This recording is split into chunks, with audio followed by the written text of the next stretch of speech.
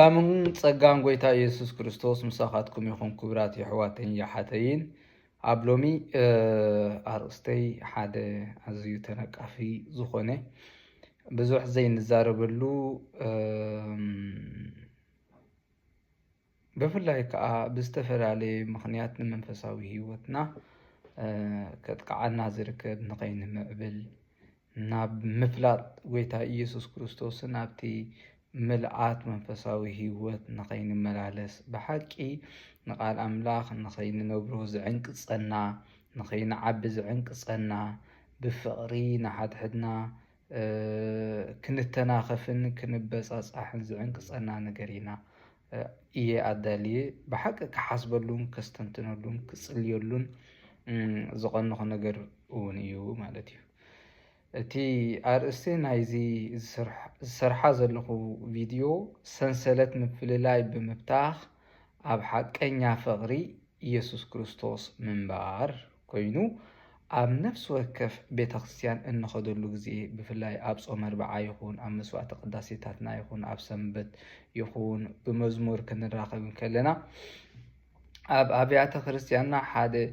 ብስቕታ ንመንፈሳዊ ህይወትና ዝቐትልን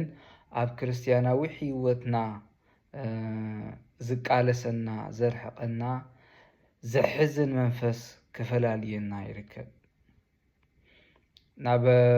ቤት ኣምላኽ ንኣቱ ኣብ ሓደ ኩርሲ ነዋሕቲ ኩርሲ ኣለና ቤተ ክርስትያናትና ወይ ነንበይንና ግን ከዓ ኣብ ማዕረ ማዕረ ኮፍ ንብል ብሓደ ሓቢርና ብሓደ ልቢ ብሓደ ቃል ልዕሊ ኩሉ ልቢ እኮ እንተደኣ ተመዛቢሉ ኣሸጋሪ እዩ ከምኡ ክትብሎ ብሓደ ቃል ግን መዝሙር ንዝምር ሓቢርና ድማ ስጋኡን ደሙን ናይ ኢየሱስ ክርስቶስ ጎይታ ንቕበል ይኹን እምበር ኣብ ትሕቲ እቲ ዝርአ ሓድነት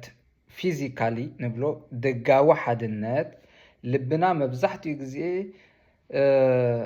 ንሓድነት ዝሰብር መንፈስ ኣትይዎ ይርከብ። ምልኣት ኣልቦ ክርስትያናዊ ህይወት ከም እንነብር ይገብረና። ናይዛ ዓለም ሓሳባት ንክርስትያናዊ ህይወትና ኣፍሪሱ ንመንፈሳዊ ዕብየትና ብፖለቲካዊ ኣረኣእያና ብብሄራዊ ኣመፃፅኣና ወይ ታሪክና ብእንዛረቦ ቋንቋ እዚ ነገራት እዚ ኣትዩ ስለ ዝርከብ ኣብ ክንዲ ንሕና ንቆፃፀሮ ብፍቕሪ ኣምላኽን ሓድነትን ኣብ ክንዲ ንመሓደር ነሱ ክቆፃፀረናን ከመሓደረናን ይርከብ ናይ ዓለም ቋንቋ። እዚ ማለተይ ግን እዚ ኩሉ ኣነ ዘብሎ ዘለኹ ኣብቲ ናትና ሕብረተሰብ ኣየድልን እዩ ነወንዝፎ ንግደፎ ማለተይ ዘይኮነ ሰብ ከም ሰብ መጠን ብኣርኣያ ስላሴ ዝተፈጠረ ክብሪ እውን ስለ ዘለዎ ሰብኣዊ ክብሪ ክንህቦ ከም ዘለና በብኣመፃፅኣናን ታሪክናን ኣረዳድኣናን ክንከባበር ከም ዘለና ካብቲ ዝፈልየና ንላዕሊ ፍቕሪ ክርስቶስ ከም ሓደ ከም ዝገብረና ፍቕሪ ክርስቶስ ከም ዝዓቢ እቲ ክርስቶስ ምእንታና ኣብ መስቀል ዝወዓለ ኣምላኽ ሂወቱ ወፍዩ ንዓና ኸድሕን ቢሉ ኣብ መስቀል ዝተጠልጠለ ንዓና ኣድሒኑና ከዓ ኣብ እግዚኣብሔር ኣቦ ዘቕረበና እዚ ኩሉ ከመሓድረልና እንተፈቂድና ንድሕነት ኣየድልየናን እዩ። ንስኻ ብሂወትና ኣይተድልየናን ኢኻ ምፍልላይ ይዓብየና ካብ ፍቕርኻ ንላዕሊ ዝብል ምላሽ ስለ እንህብ ኣዝዩ የሕዝን ማለት እዩ።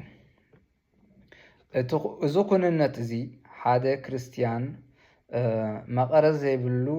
ዘሕምም ሓቂ ዘሕልፎ ማለት እዩ። ኣብ ውሽጥና እውን እኮ ርጉኣት ኣይኮናን ሰላማውያን ኣይኮናን ኩሉ ግዜ ዘብለና ዝተኣልመለይ ኣሉ ከኣልመሉ ዘለና ነገር ኣሉ ከምዚ ክገብር ኣለኒ ከምዚ ክንገብር ኣለኒ ብዝብል ሓሳብ ሰይጣናዊ መንፈስ ካብቲ ሰላም ዝህበና ንላዕሊ ረቢሹና ይርከብ። ሰብኣዊ ሓድነትና ዝሰብር ተነቀፍቲ ዝገብረና ሓድነት ክርስቶስ ዝዘርግ ንክርስቲያናዊ መንነትና ድማ ህስስ መሪር ኩነት እዩ ክሳብ ክንዲዚ ዝተፈላለና እንተኾይና ንክርስቶስ ምሉእ ብምሉእ ኣይፈለጥናዮን ኣለና ፍቅሩ ድማ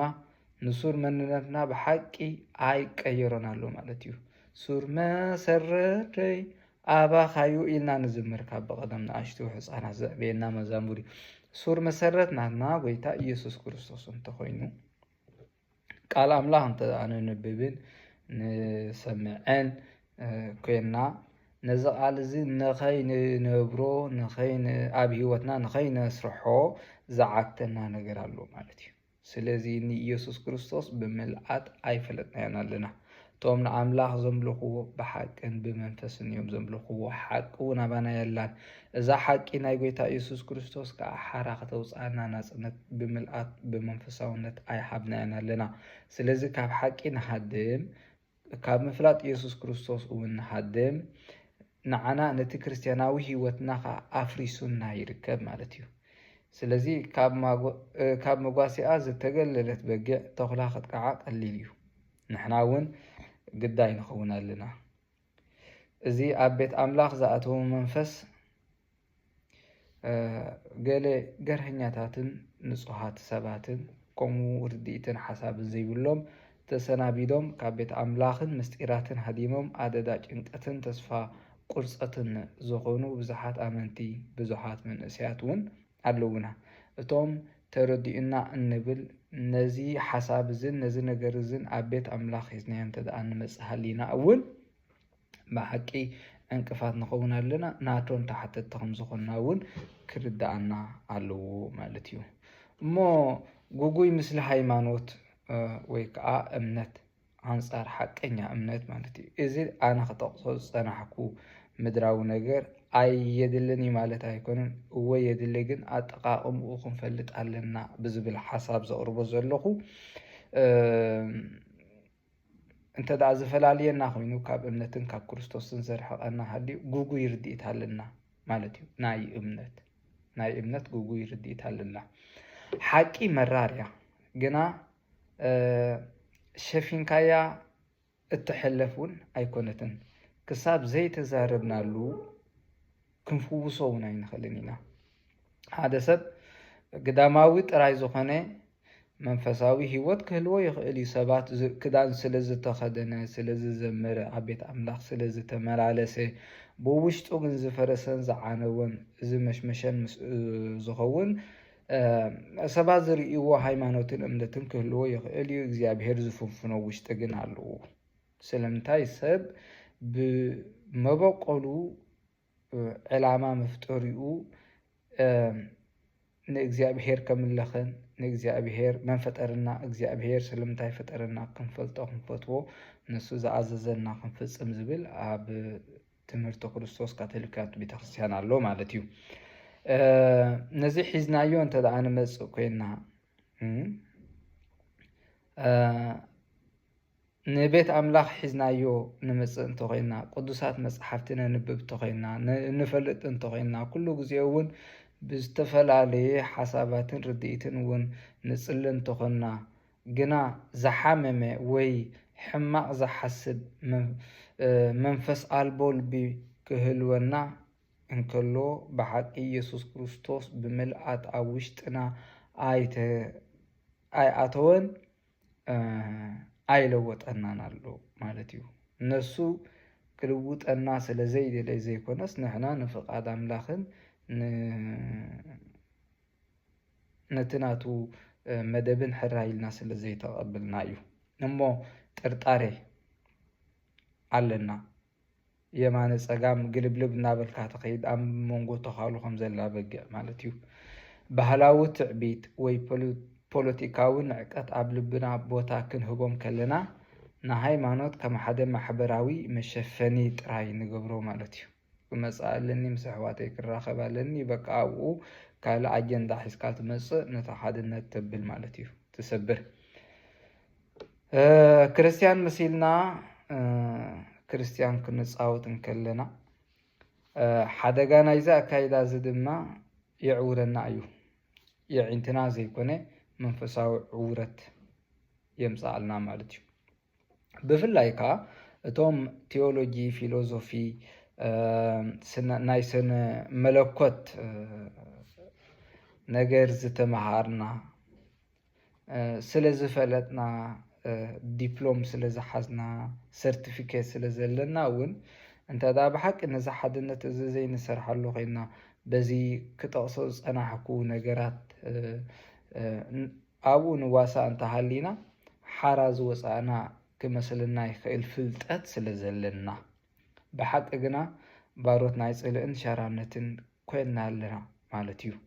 እቲ ብቅዱስ ወንጌል ዝርከብ ፀጋን መንፈሳዊ ህይወትን ብወንጌል ናይ ገዛእ ርእስና ወይ ናይ ኣፈላላይ ናይ ርኩስ መንፈስ ተኪእናዮ ንርከብ ይረዳእና ኣይረዳእና ስለዚ እንታይ ኢና ንኸውን ዘለና ማለት እዩ ዕንቅፋት መስቀል ዕንቅፋት ንኸውን ኣለና እሞ ነዚ ፍልልያት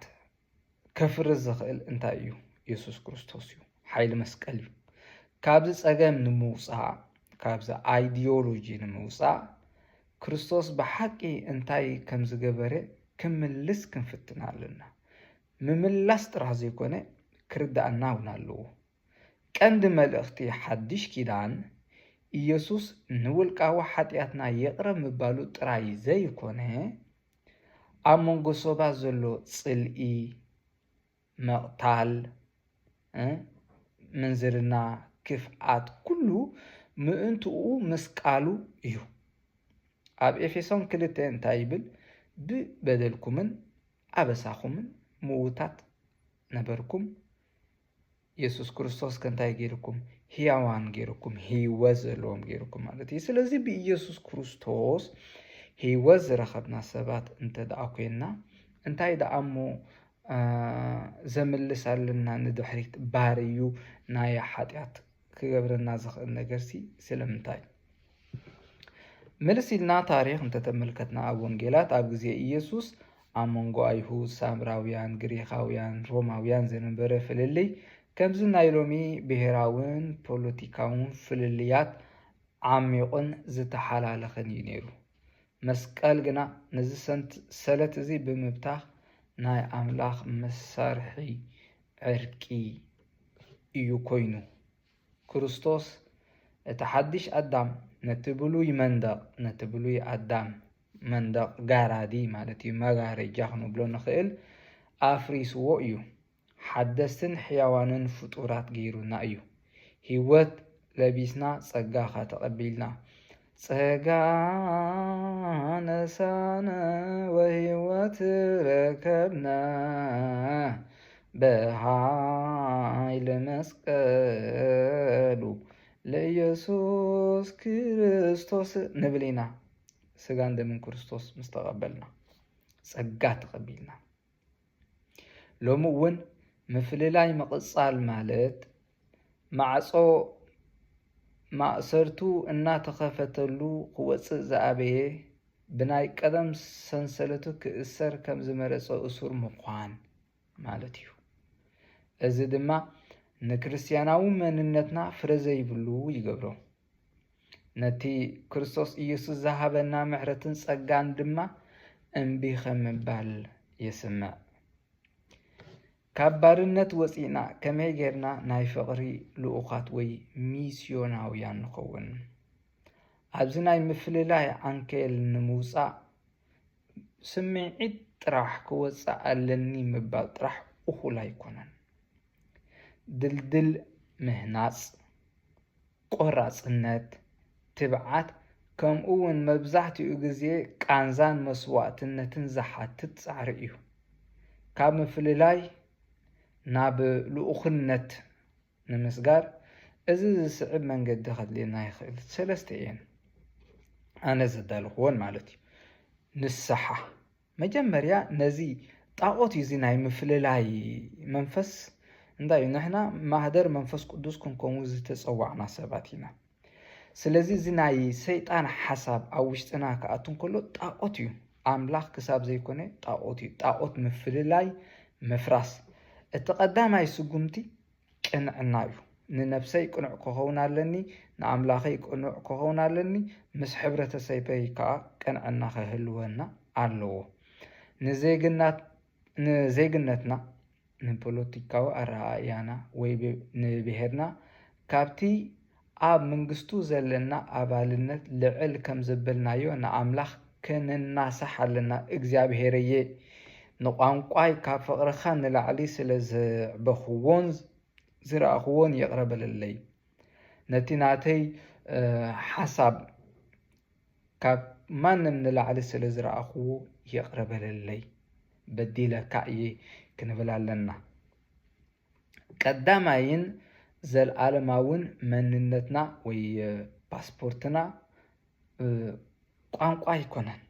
ፖለቲካዊ ኣተሓሳስባና እውን ኣይኮነን ብኢየሱስ ክርስቶስ ዳግም ምውላድ እዩ ኩሉ ካልእ ነገር ኣብ ትሕቲ እዚ ክግዛእ ኣለዎ መጀመርያ ክመፅእ ዘለዎ ክርስቶስ እዩ ቅድሚ ኩሉ ክስራዕ ዘለዎ እውን ኢየሱስ ክርስቶስ ንሱ ንበይኑ ጥራሕ እዩ ድሕሪኡ እዩ ዝመፅእ ኩሉ ኣእምሮና ምሕዳስ ንኣእምሮኹም ብምሕዳስ ናተሓሳስባኹም ብምሕዳስ ተለወጡ ደኣ እምበር ነዛ ዓለም እዚኣ ኣይትምሰልዋ ይብል ሐዋርያ ጳውሎስ ክዛረብ ከሎ ቅንዕና ዝመልኦ መንፈሳውነት ቅንዕና ክሳብ ዘይሃለዎ ሓሶት እዩ ዝኸውን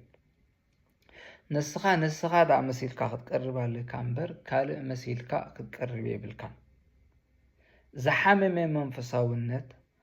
ኣብ ናይዛ ዓለም ክትዓት መን ቅኑዕ መን ከጌጋ ዝብል ጌጋ ኣብ ዝብል የድህብ ዝሓወየ መንፈሳውነት ግና ዝተጸገነ ሰብ ብመንፈሱ መንፈስ ቅዱስ ብዓይኒ ክርስቶስ ክንርኢ የሕዋትና ንማሕበርና የዒንቲ ፍቅርን ኢየሱስ ክርስቶስን ንኽጥምት ጸጋ ሃበኒ ኢሉ ይልምን እዚ ማለት ኣብ ካልእ ፖለቲካዊ ሸናኽ ወይ ዝተፈለየ ባህሊ ንዘሎ ሰብ ርኢኻ እዚ ክርስቶስ ደሙ ዘብሰሰሉ ሰብ እዩ ኢልካ ምሕሳብ ማለት እዩ ስለዚ ክቡር እዩ ከማይ ክቡር እዩ ኩላትና ኣብ ቅድሚ እግዚኣብሔር ክቡራት ኢና ኢልካ ምሕሳብ ማለት እዩ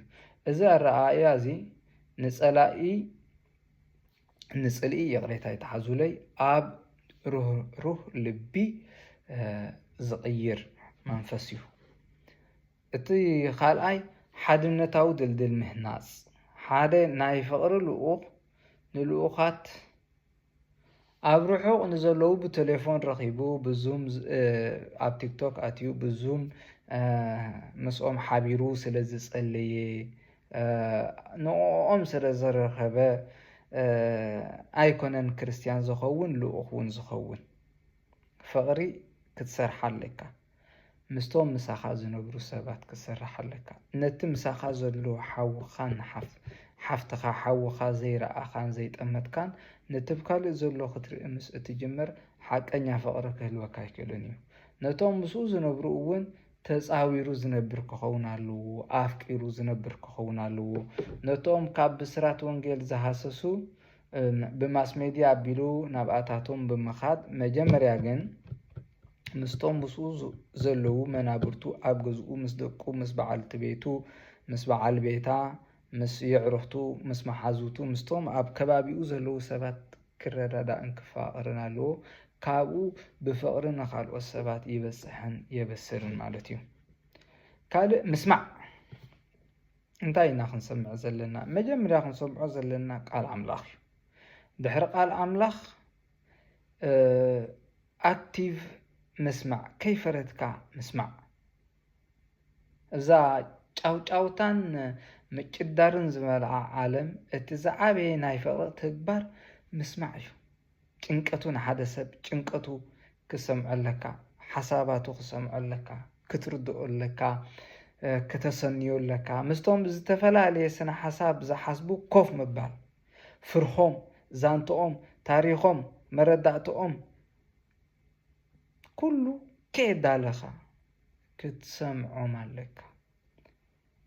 ንልብኻ መጠን ንምስማዕ ዝኸፈትካዮም መጠኑ ንሰባት ክትርዳእ ኢኻ መጠኑ ዝተረዳእካዮም ካብ መጠኑ ምእንቲ ፍቕሪ حاون حفتن كسرح خامالتيو كالي مرزام زررب محتاج نسانسلت حمايتن صلئن زبتخ سبكت كون عليك حدثت ببهيروي ببوليتيكاو جلي نحد حدو كنا انت جميرو صقا بملباس انفت نايتي زررب نمقيار تبعت يهلوكا مالتيو سلازي اي تصرف سمع تردع دحريو نسبات كما غيركا كتحجزو من كتردو من كم زلكا እግዚአብሔር ዝህበካ ጸጋ አለው ማለት ነው ካለ በአገልግሎት መፍቃር ፍቅሪ ኣብ አፍጥራህ አይኮነትን በትንስኻ ትገብሮ ምስቶም ዘይተሰማምዖም ሰባት በግብረ አገልግሎት መሐብ